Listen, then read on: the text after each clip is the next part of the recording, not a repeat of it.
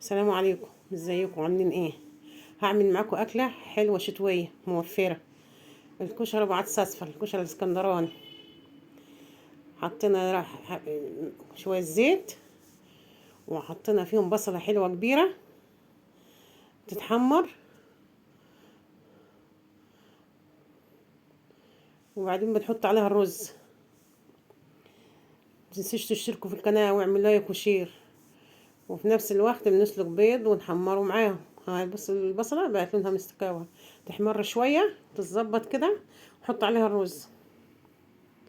انا حاطه 3 كوبايات رز، عليهم كوبايه الا ربع عدس. عشان يعني ممكن تخليها كوبايه، مش هيجرى لهم حاجه، مش هتعمل حاجه يعني. 3 كوبايات رز وعليهم كوبايه عدس اصفر.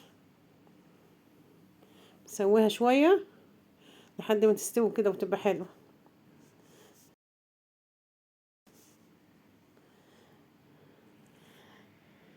اها، كده لونها بقى حلو قوي. بنضيف الرز بالعدس رسلينه مع بعضيه.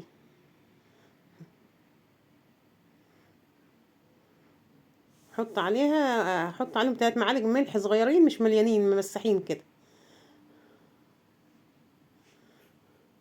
قلبوا بس شويه مع البصله والسمنه عشان يعني يتشرب من السمنه كده وما يتعجنش.